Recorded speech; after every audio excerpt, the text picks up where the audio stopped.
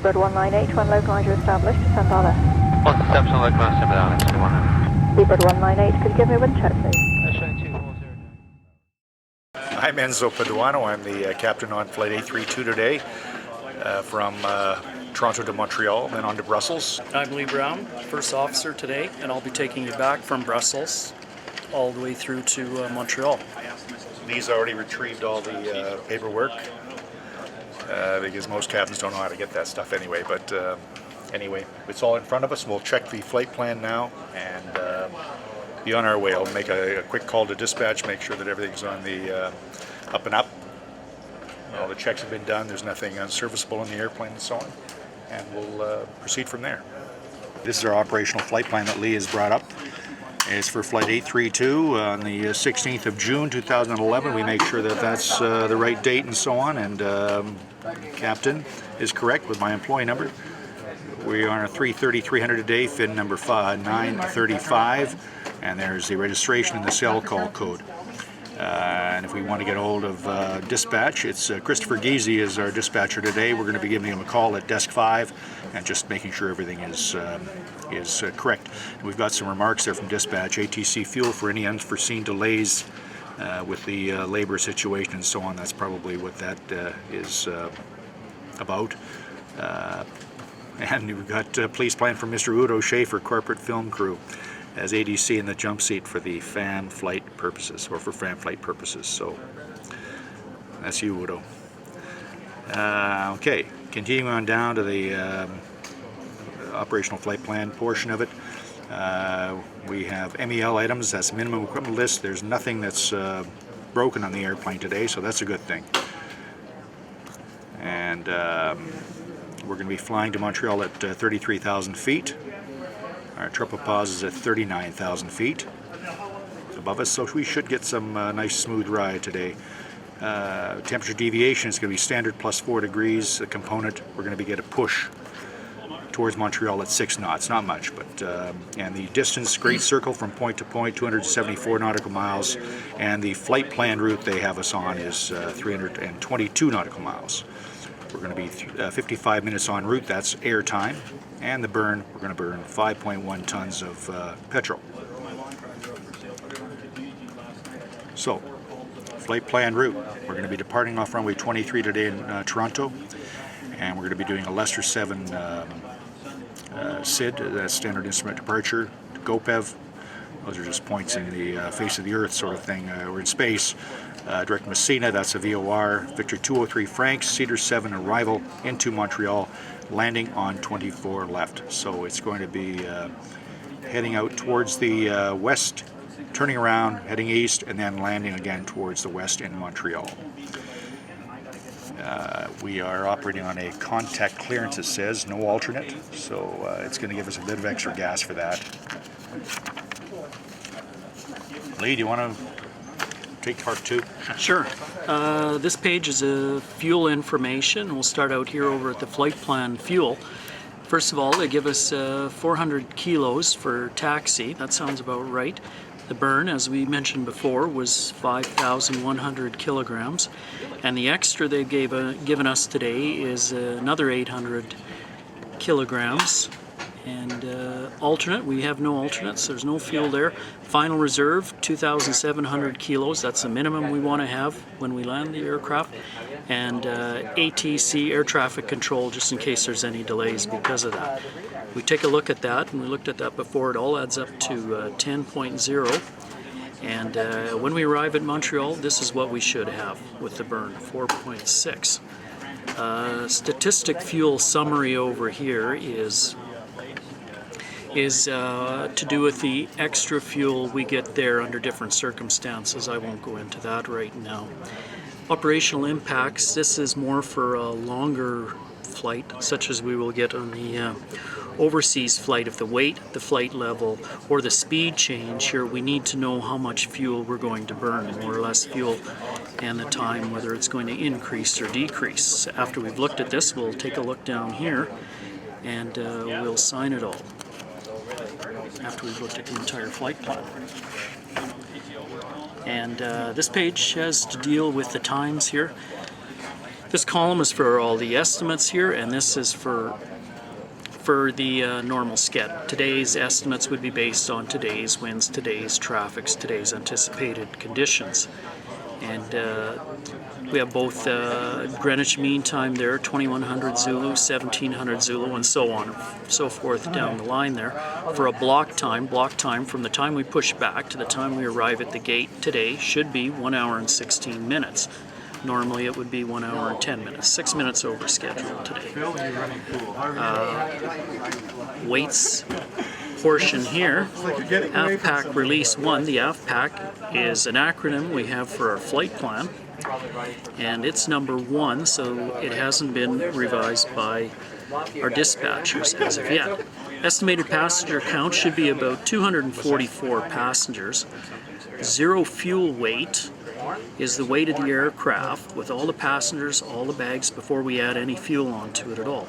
The fuel we're going to add today will be 9.6 plus 400 that we will use up in the taxi, giving us a total weight 163.6. Landing weight estimated at 158.5. And after we've fueled the aircraft, we'll take a look at the uplift, put it in our computers on board the aircraft, make sure that the addition is all correct, and that the amount of fuel we added should come up with the amount of fuel that is on the aircraft, and then we'll record that all there for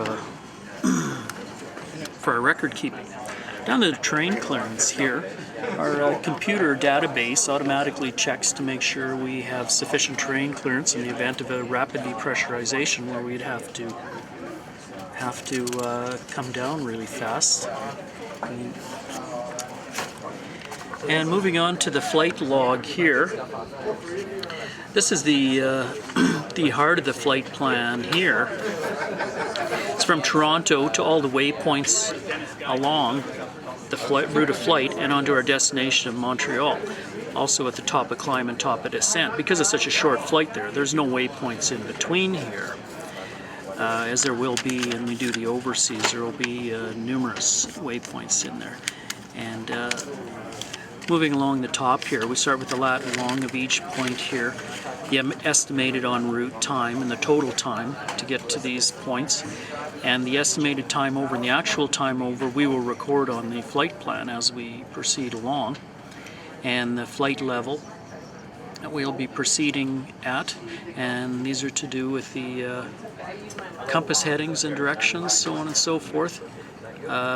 True air speeds, ground speeds here, wind component, and the shear number here. There's no shear numbers there today. Wind shear could possibly mean some turbulence. There's none showing today because of the short distance of the flight. And also here we go over to the outside air temperature. The temperature deviation, whether it's warmer or colder, will let us know how much the climb performance and the ultimate performance we'll get out of the aircraft. And this column here is all to do with the fuel. It's the estimated fuel on board, starting out with 9.6. The actual fuel on board, we can record that at that point, and the minimum fuel on board. That's the fuel that we need to legally complete the flight with the adequate reserves. And this is basically wind information here, climb, top of descent at the various altitudes, temperatures and winds there. And the ICAO flight plan, that's what our dispatchers have filed for us. It's basically the same as the flight plan portion on the very front of the page. The main thing we check are these waypoints along here, that they're the same as the front. We check that in flight planning. We also check it again as we put it in the aircraft.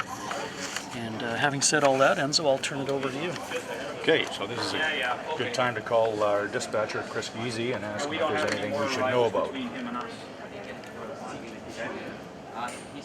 This whole flight plan here, it's Chris's work. He does all the flight planning, all the numbers for us, gives us our fuel burns, basically everything we need, puts it on here, and then we'll talk to him and per the dispatcher, and no delays out of Toronto and no delays into Montreal. So, and the rides were reported as smooth by other aircraft. So it's a good day to go flying. For our arrival in Montreal, it says we're going to be there around 22:10 Zulu.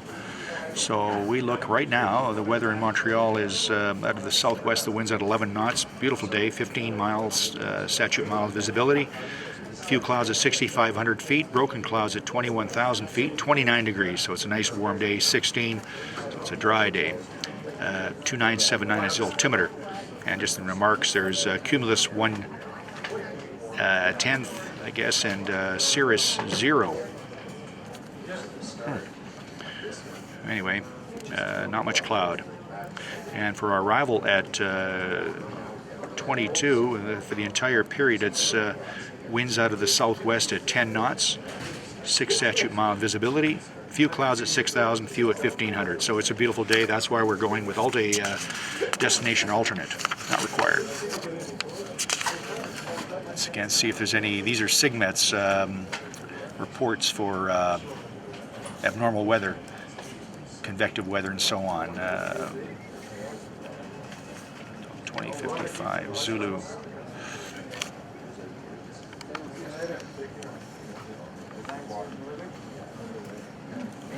That should not impact us. And that coincides with what Flight Dispatch told us as well. Boston area, Montreal area. Again, that should not impact us. There's our en route weather maps.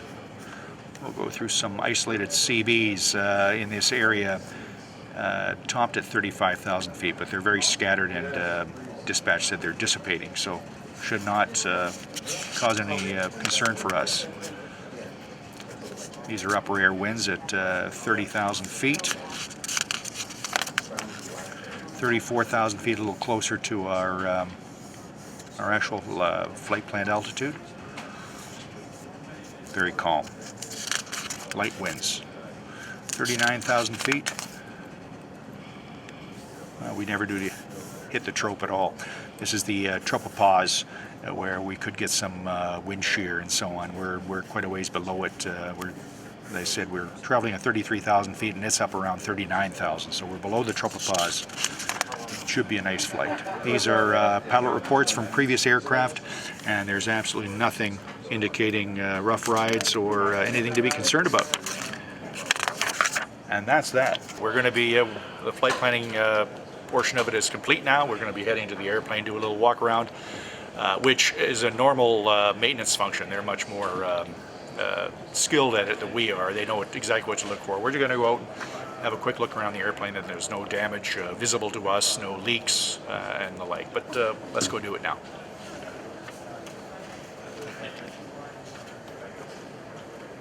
Here we are standing outside bin 935, an A330-300. It's going to be taking us from Toronto to Montreal en route to Brussels. And we're just going to do a quick walk around. As I said earlier, this is a function that's normally done by the maintenance pros. They know a lot more of what to look at, but we're going to do a quick inspection, just make sure that no one has hit the aircraft from the time that it arrived and the time that it's departing. So let's get on with that.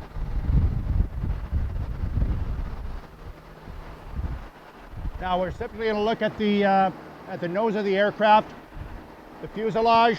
There's no obvious damage. No one's run into it. All the probes, airspeed probes and so on, temperature probes are all clear and in good repair. We'll look at the nose wheel section.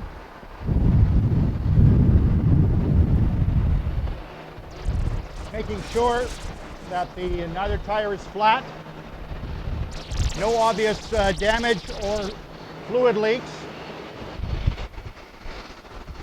It's in good shape. The tires are in good shape. Tread wear is very acceptable. They look like fairly new tires. Making sure that the runway turnoff and taxi lights are in good shape. They are. We'll move back a little bit, making sure that the angle of attack sensors are in good shape, no damage. More probes, Gear doors are in good shape. Cargo door, there's no damage.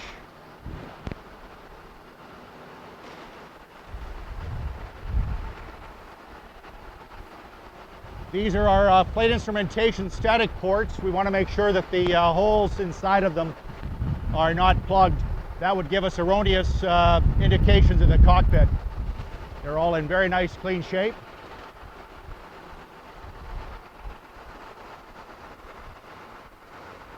Once again, checking for obvious damage. No one's run into the aircraft. That's a good thing.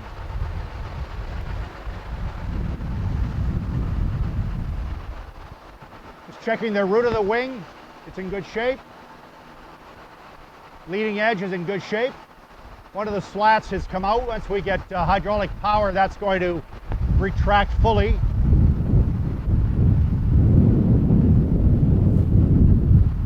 Engine intake is in very nice shape. Good and clean and big. All access doors are closed and locked.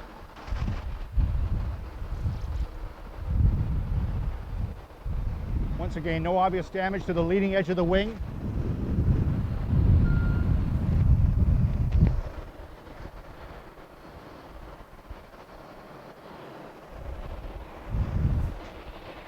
All the structures underneath the wing are in good shape.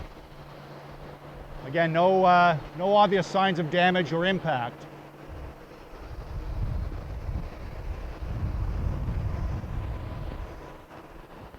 Winglet's in good shape. The light is in good shape, the lens. Checking that there's the static dissipators are on the wing. Doesn't appear there's any missing.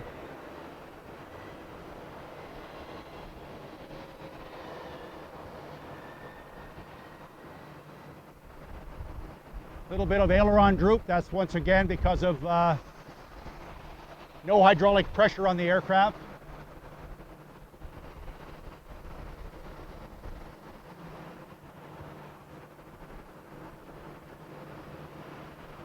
Nice clean airplane.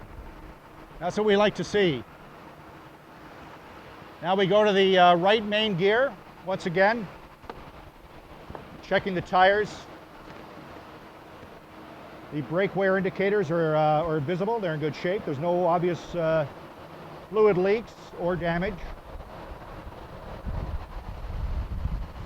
They do a great job of keeping these things in tip-top shape.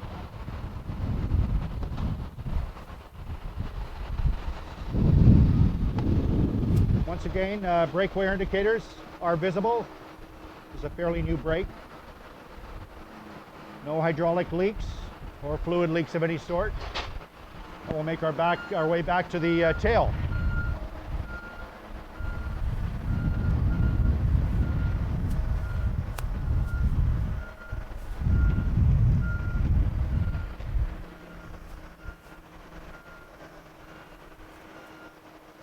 The vertical stabilizer is in good shape. The rudder, no damage. Leading edge of the Go ahead, Don. stabilizer, the horizontal stabilizer. Elevator's in good shape. No access doors are open that should not be open. The APU exhaust looks good. The tail lens for the strobe looks good.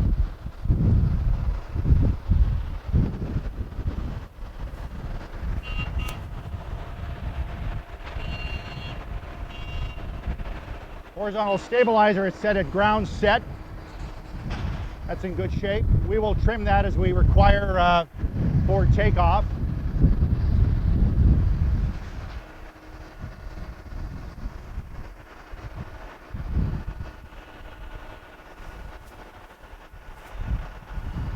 Once again, no visible damage. That's basically what we're looking for. That's an outflow valve. It's open. It's on the ground. That's the way it's supposed to be.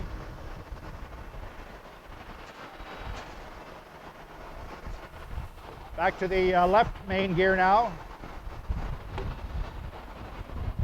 No fluid leaks. Brake wear indicators are in good shape.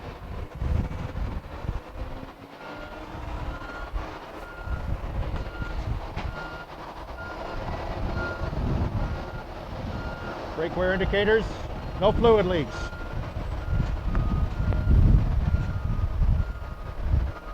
And everything looks in good shape.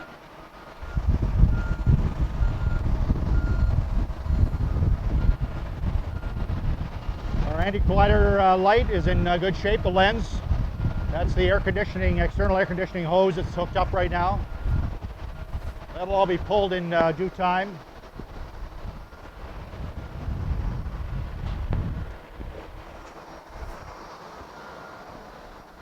Wing looks in excellent shape. Once again, some aileron droop. Normal on the ground.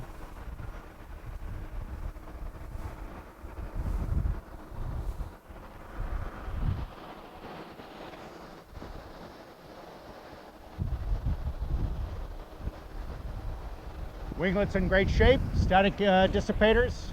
The wicks are all in good shape. Lens is not damaged for the strobe and anti-collider light, or position light rather. Leading edge looks in very nice shape.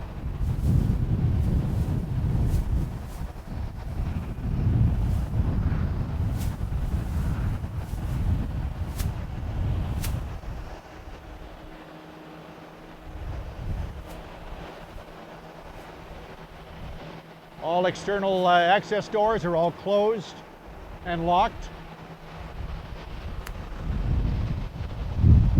Leading edge of the intake looks in very nice shape. Nice and clean. They've buffed out a couple of scratches or dents.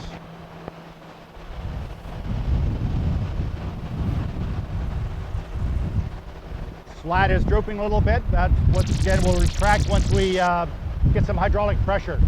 Landing light, lens is in good shape. Another outflow valve open. More static ports. They're in good shape. They're all clear and open.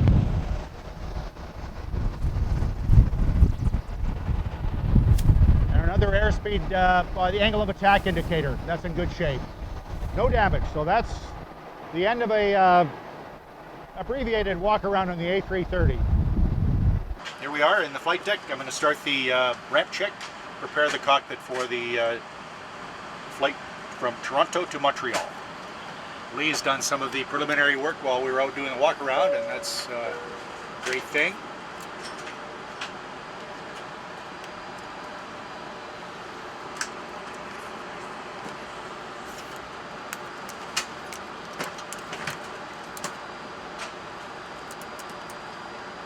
Checking the electrics here, the batteries. Less than 60 within 10 seconds. Charge rate, perfect. Thanks, Lee. Okay, now checking the engine oil. Got 18.7 and 19. That's way above minimum. Pressurization. Got auto. Landing elevation in Montreal. Lots of hydraulic quantity. All circuit breakers are popped. Brake temperatures are good.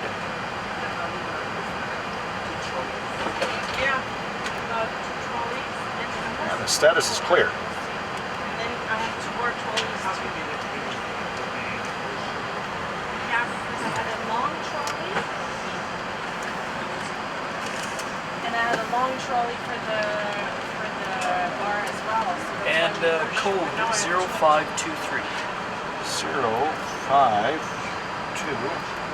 Set. TA and above.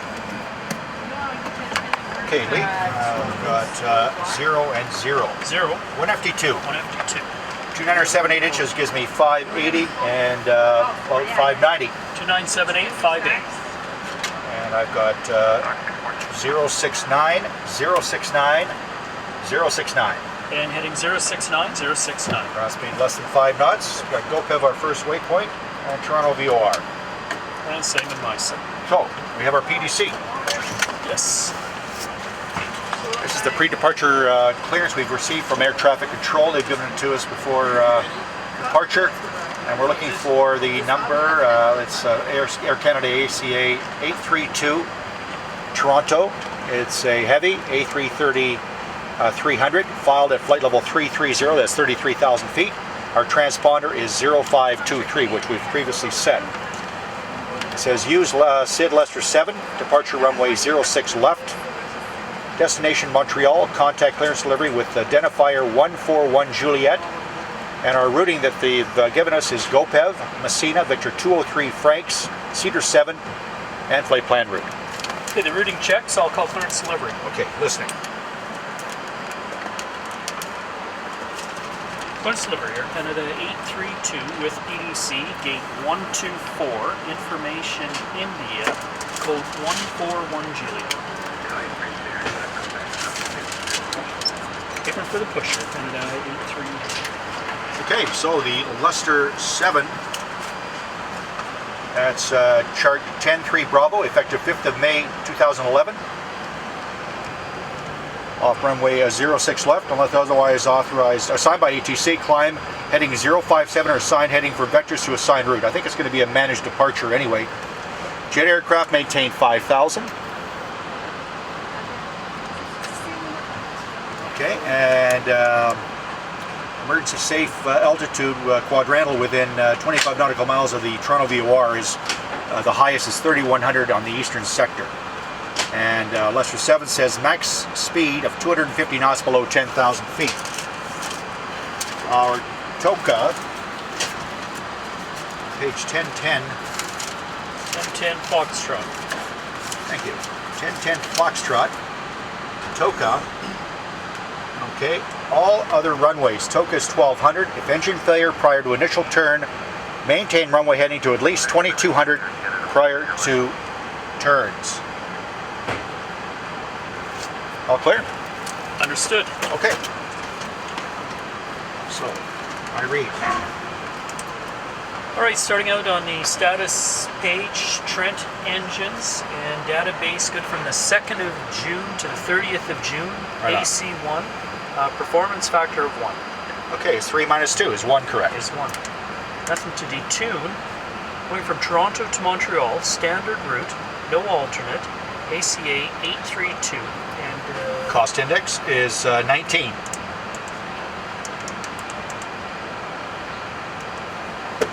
And we're going to flight level 330.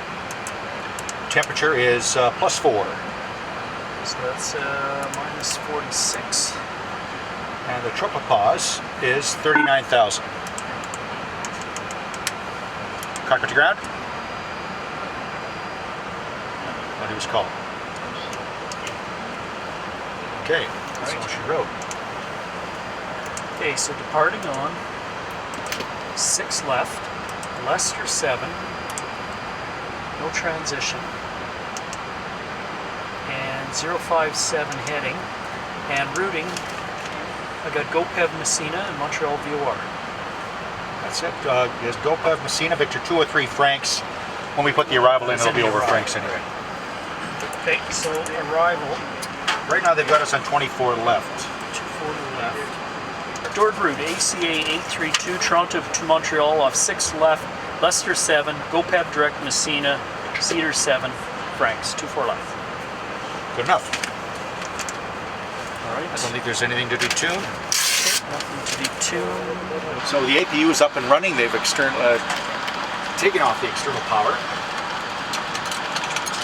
Log has been checked. APU is running.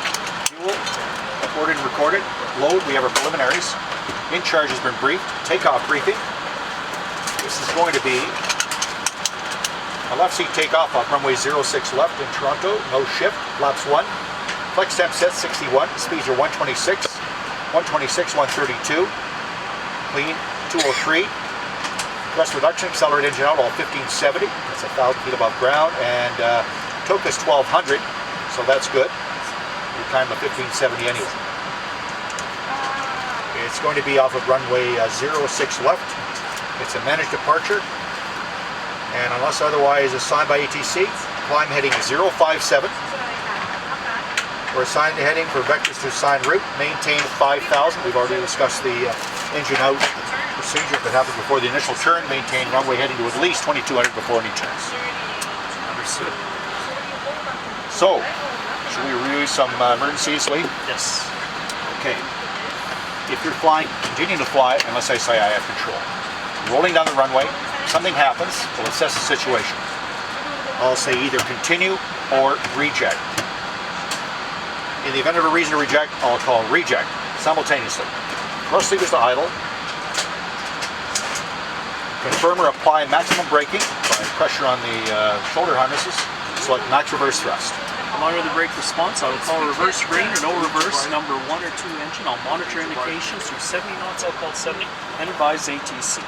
I'll continue with maximum reverse and braking until coming to a stop on the runway, hopefully, which time I'll set the park brake, forward idle thrust, ECAM actions. And I will complete the ECAM actions. Okay, I'll pick up the PA, and I will say attention, attention, remain seated, remain seated. We'll assess the situation, and we'll get information from anybody that wants to give it to us. Tower, other aircraft, flight attendants can tell us anything. If we have to look out our windows, we can do that too. If we determine that an evacuation is not necessary, that we'll just continue off the runway, and we'll go through the brake cooling thing and the chart, and continue on from there. If at any time we determine that an evacuation is necessary, I'll say stop ECAM, checklist, passenger evacuation. Yeah, and I will read the checklist. I'm flying. At or above V1, you call it a problem. All right, I will call engine fire or power loss. I'll cancel the master caution or master warning, and established depth of climb, I'll call positive brake. Okay, I'll continue to take off, rotate at VR and lift off. Once you say positive brake, I'll say gear up. And gear up, spoilers disarm. I'll bring the aircraft under control, trimming off the rudder. And at 100 feet, I'll say autopilot 1 on, I'll put it on. And if required, I'll go toga thrust at that point. At 400 feet, I'll say ECAM actions. Okay, and I will complete the initial ECAM actions called fire out, fire not out, or engine relight initiate. Okay, I will say stop ECAM. I will continue climbing out up to the token today, which is 1570 Toronto, and at which time I'll push the altitude hold or push the VS to level off. I'll accelerate and level flight, retracting flaps and slats on schedule. When clean and at green dot speed, I'll go altitude pull, speed, set, pull, max continuous thrust, continue ECAM.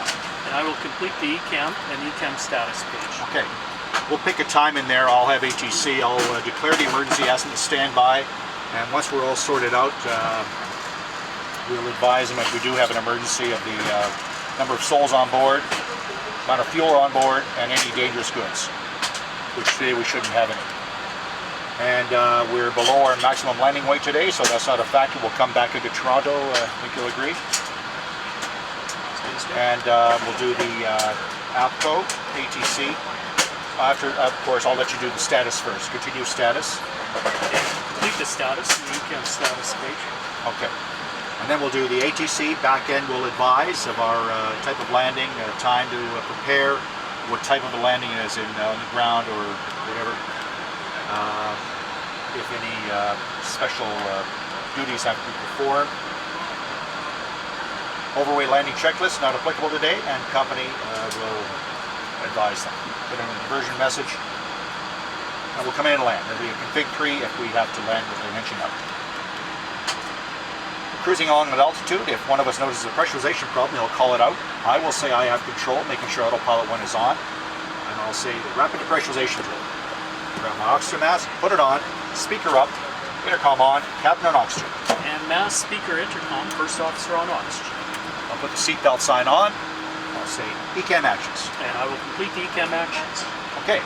While you're doing that, I will make a PA. Attention, flight attendants, secure the cabin. Passengers, take your seats.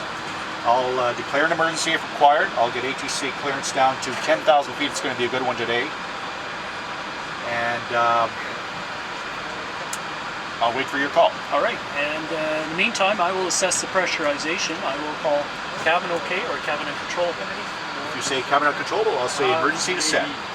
I will put cleared altitude, hopefully 10,000 feet, and pull, heading, pull, speed mode confirmed, idle thrust confirmed on the FMA, speed brakes out, and we'll start down at max applicable speed. If it's an explosive type situation, we'll maintain present speed. All right, I'll complete ECAM action silently, advising that he emitted or pertinent ECAM messages on squawk 7700. I'll confirm with you that you've contacted ATC. I'll check the cabin altitude of the pressurization. The cabin altitude is about 14,000 feet. Masked man, it's a red guarded switch, the one with the hook on. I'll confirm that with you. Push and hold for at least 2 seconds. Roger. I'll continue on down. You can call me through all the cardinal altitudes through 18,000 with the QNH. I'll put the seatbelt or the landing lights on. And 2,000 feet above desired altitude, I will decrease rate of descent down to 250 knots by increasing the S. And 1,000 feet above desired altitude, I'll retract the speed brakes. And at level off, we can call for the PA in charge flight attendant report, or call the flight deck with or without oxygen. We'll check into the security of the aircraft and the passengers, of course, and make a decision what to do then. And one at a time, I'll hand control over to you. I'll take my oxygen mask off and stow it, making sure that little nib is pushed so we can communicate.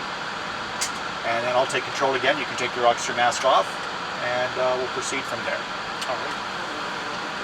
And if we have to do a go-around, I will call on the approach, of course. I will call go-around flaps, simultaneously applying toga thrust, and rotating to go-around attitude. All right, I will move the flaps up 1 notch, and I will monitor everything you're doing and establish a definite climb. I will call pause and brake. Gear up. Gear up. Spoilers disc.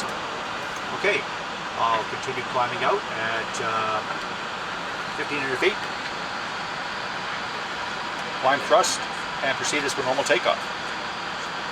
And if we do it from a higher altitude, I guess we just go toga to get the go-around track, and then back to climb. And then just wheel our way around. Yeah, that's the best way to do it. Are you happy with the rest?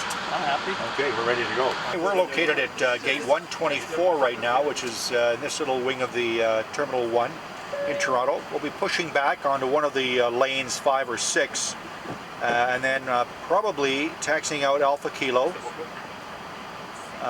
down either Alpha or Bravo southbound, and then turning westbound on Delta taxiway for the takeoff point for 06 left, right there. I'll be taking off towards the east, and then circling around in Montreal and landing towards the west. I'll do it. Before start check, please, down to the beacon and signs. Aiders. Our nav APU bleed. on. External power, fuel, nose wheel steering. Lights out. Check. Disconnected. Cabin. Is secure. Down to the windows and doors. Closed. Down to the beacon and signs. And pushback clearance, please.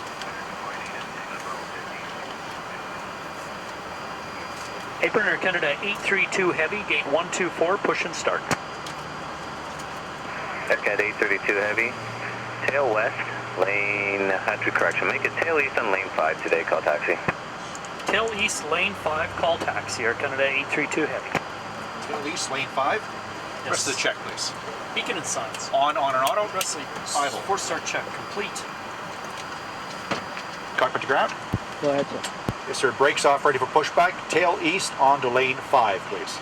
Okay, sir, your brakes are up. They want us on lane 5, tail to the east, and let you know when to start, sir. Roger. Delaying engine starting until advised.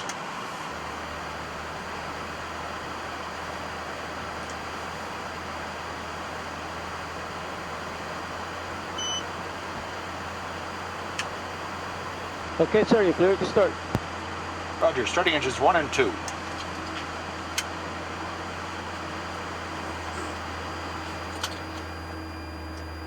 Starting 1.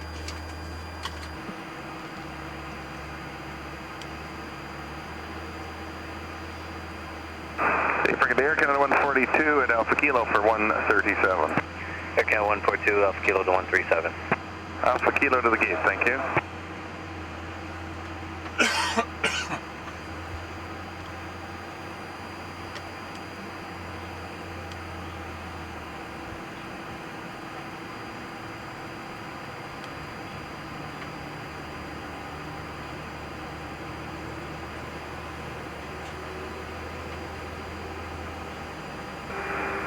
Clearance flagship.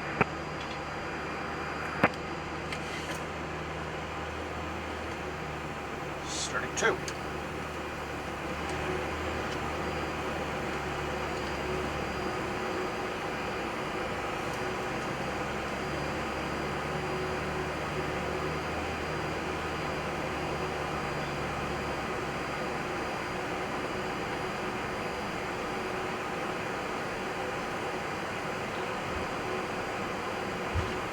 Okay, Brendan, low Jazz 540 Alpha Kilo for 128. Jazz 540 Alpha Kilo, Okay, sir, can you set your brake, please? Lane 6 Jazz 540. Brake set, confirm when pins are removed. Yes, sir, I will.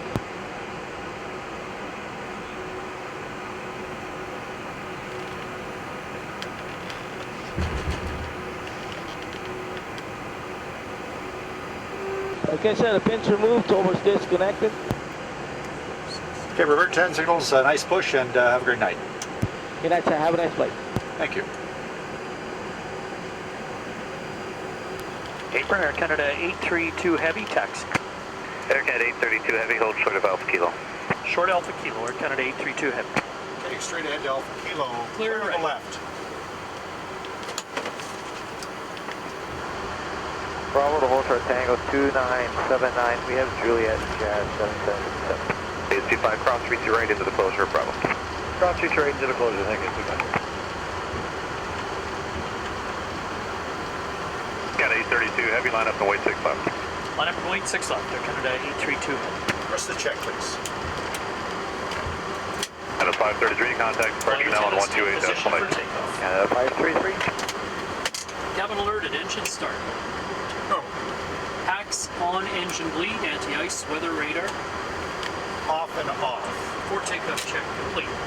Ready, and we're clear. It'll be 126, 126, 132. We're going to climb. Runway heading to 5,000. Toka is 1,200, 1570 for our reasons. Afternoon, Toronto Tower, Eagle 4460 over Initial Sable. turn, maintain runway heading to at least 2,200 prior to initial turn, or prior to any turn. Jazz 7757, turn right to 100. Big turn to hang at 100%. 6 left is confirmed.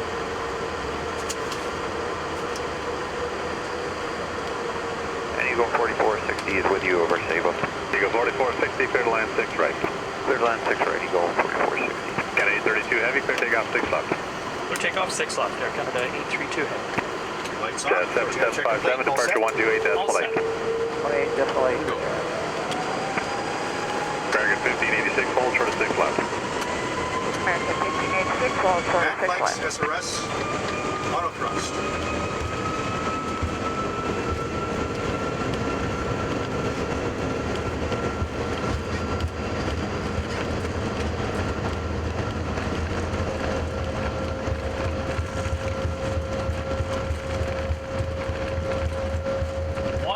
Roger.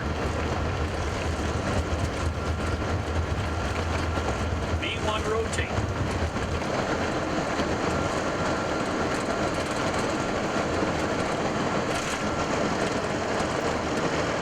American 1586, cross 6 left. Okay, Now. close call 6 left, American 1586.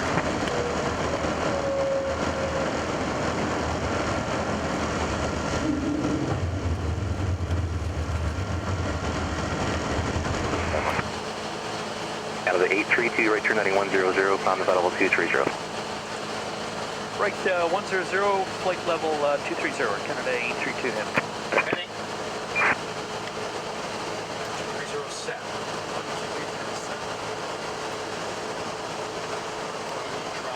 The Canada 533, climb out available 230.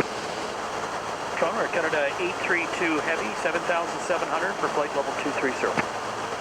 And it's 832 Heavy, your radar identified. Good evening, go direct to Messina on course. Quick Messina on course, Air Canada 832. Order 269, contact Montreal 13505. 3505, have a good answer.